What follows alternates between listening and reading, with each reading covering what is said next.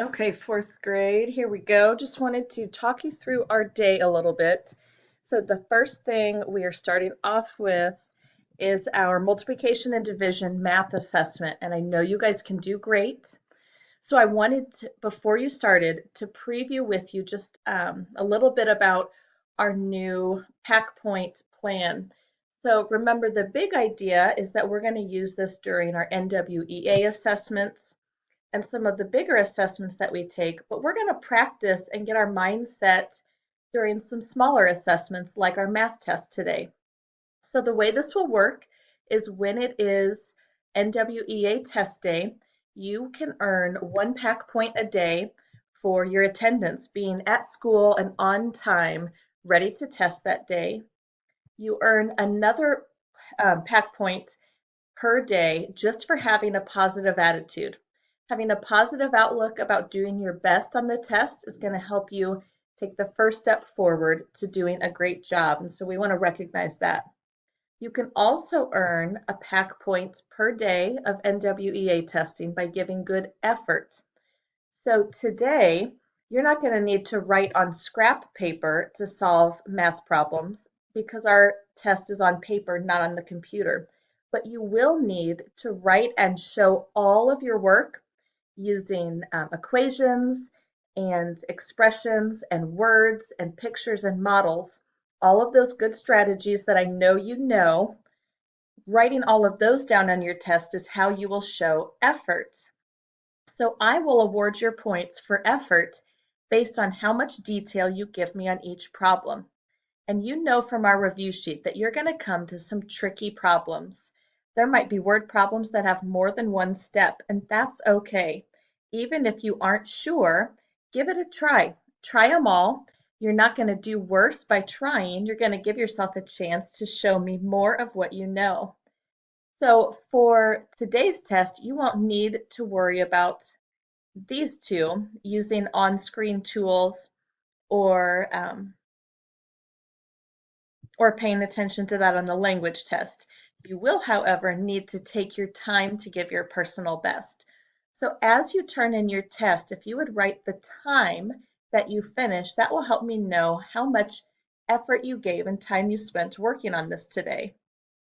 Another way when we're working on NWEA that you will earn a pack point for each test is if you show growth. So if you do better than you did in the winter. So when we get ready to take the spring assessments in about a month and a half, if you can do better than you did in the winter, that shows growth and that you're making gains. So you'll earn a positive pack point for that.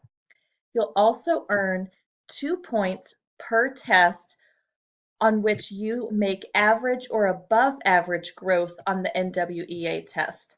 So, two ways you can score points for showing growth. And then at the end of NWEA, we're going to turn in those pack points for some different prizes. So, if you earn 1 to 3 pack points, you will get to color and listen to music in the classroom. If you turn in 4 to 8 pack points, you'll still get to do the fun activity in the classroom, but you'll also get a treat with it. If you earn 9 to 11 pack points, then you'll get to color and listen to music with friends in the pod and with all of your friends from all the other classes as well. And we'll also have treats. If you earn 12 to 15 pack points, then we are going to color and listen to music with friends from all of our classes in the pod, and Dr. Rios is going to buy pizza and ice cream for you guys to have a party during lunch. So those are the different incentives that you are working toward. And to help us get in the mindset, we are going to practice these skills today. We are going to have a positive attitude.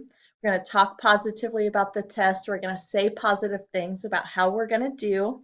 We're going to give our best effort by showing all of our work as we solve these math problems and taking our time.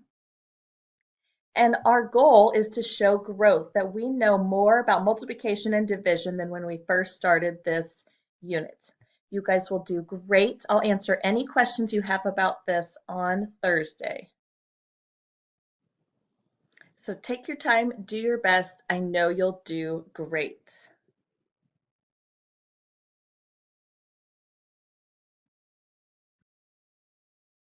Now that we are ready for Reader's Workshop time, your teacher today will dismiss you one table at a time to get your reader's journal from your book box if you don't have it. So you should already have your book at your desk with your bookmark and some sharpened pencils. So one table at a time, you'll be dismissed to get your reader's journal. We are going to do Reader's Workshop slightly differently today. You are still going to be using this screen as your prompt for writing in your journal. We're still going to pay attention to the characters and the setting and important objects and follow the plot and keep an eye on the mood and feelings that we see in our book. But instead of stopping after 10 minutes, we're going to read for the whole 30 minutes today. And at the end of 30 minutes, you'll have the last 10 minutes of Reader's Workshop to write your response down. This doesn't mean you can't stop and jot notes while you read during the 30 minutes, but your primary time for journaling today is going to be the last 10 minutes. Okay, so settle in and enjoy your books. I can't wait to hear about what you read today.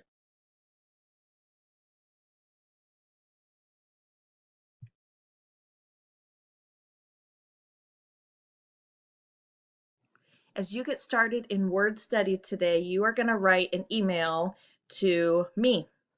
So you don't need to copy anyone else on this, but you are going to explain whether you would have been a loyalist who supported Britain and King George III, or if you would have been a patriot who followed the Sons of Liberty in wanting to separate from Britain.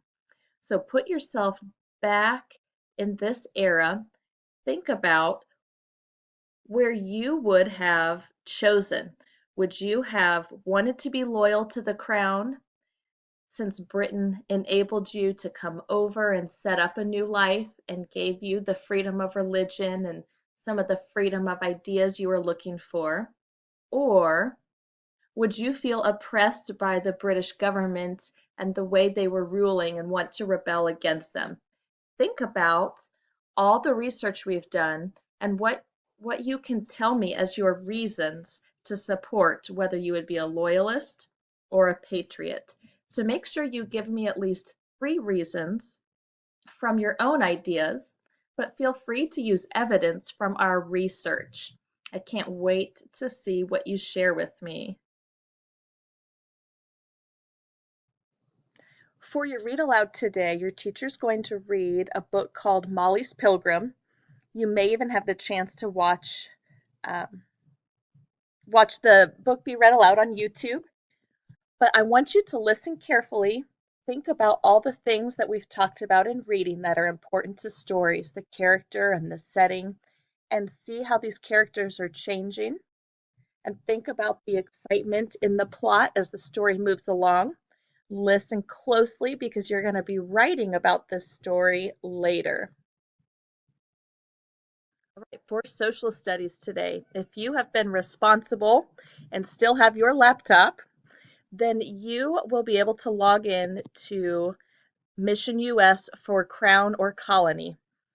If for any reason you're unable to get logged in, that's okay. Your teacher has an article about Paul Revere for you to read instead, and I will help you get logged in to For Crown or Colony on Thursday. So you'll still have a chance. Don't worry, you'll just get ahead on Thursday's assignment. So if you can't get in, or if you've already finished that mission, then you are going to be using the same critical reading strategies that we've been working on, and you're going to use those on your own this time as you read the Paul Revere article. So remember to number your paragraphs before you read, and then as you read, you're going to read all the way through the article and then come back and start marking it the second time that you read it through, circling those key terms, names of people and places, and any dates that you find. If you hear the author say something that sounds like his or her opinion and it sounds like a claim, then underline that so we can pay special attention to it. And write in the margins to summarize what's going on in each paragraph that you numbered. I know you guys are getting good at this. I can't wait to see what you learned from this text. And as soon as you're finished with that, you're heading to recess. Listen to your teacher for directions on whether we will be inside or outside. We're going to close our day with Writer's Workshop just like always, but I've broken it into 3 parts today, so you'll have 3 different tasks. The first one is to open the email that I sent to you. I responded to your What I'm Learning emails from last week, and I gave each of you some things that you need to change or revise, or I've asked you to add to your email to make it stronger. So I want you to read through that email I sent and do your very best to make those changes so that your final email that we send on to your parents can be your most polished, best version. So you're going to send it back to me, not your parents. Once I see that you've made those changes, then we'll send it on to your parents. So read carefully and email me back if you have any questions, but I want you to put your best effort and attention on this task. You'll have 15 minutes to do this, so you'll need to get right to work.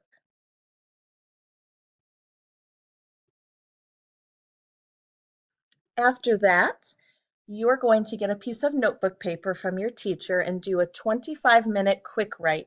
You're going to tell me all about the read aloud book, Molly's Pilgrim.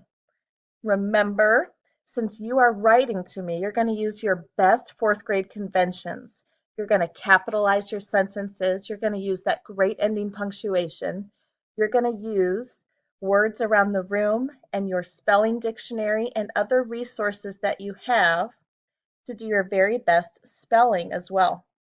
So as you're writing, you're going to tell me all about this book because I didn't get to share it with you.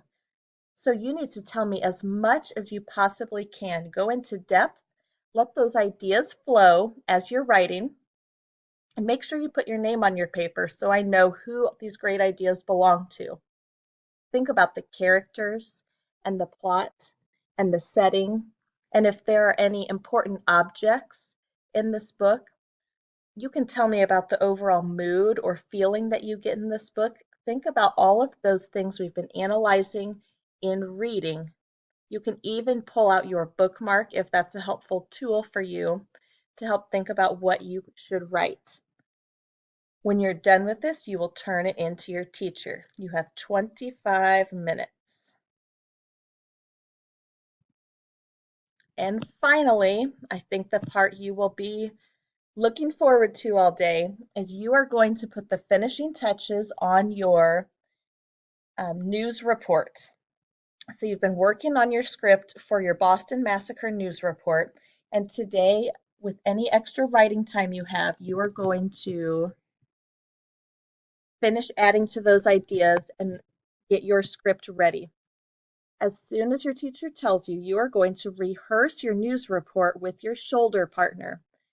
If you don't have a shoulder partner, your teacher will help you find someone to work with. The partner sitting closest to the windows is going to rehearse first. So that means that you are going to pull up your script and you are going to pretend like you are being filmed giving this news report so that you have a live audience of one partner and you can practice hand gestures that you want to use, what kind of eye contact you want to make, and what it's going to look like for you to deliver this news report. This gives you a chance to get your nerves out, see what works and what doesn't, because as you perform, your partner's going to listen and they're going to praise, question, and polish. So your partner's going to offer you a compliment to tell you one thing specifically that you did a really great job of. They're also going to listen critically so that they can ask you a question to clarify anything that might have confused them. And then they're going to make one polite suggestion for how you could polish your report and make it even stronger. After the first person has finished and you have received your praise, your question, and your polish, you're going to switch roles and go through the same process again.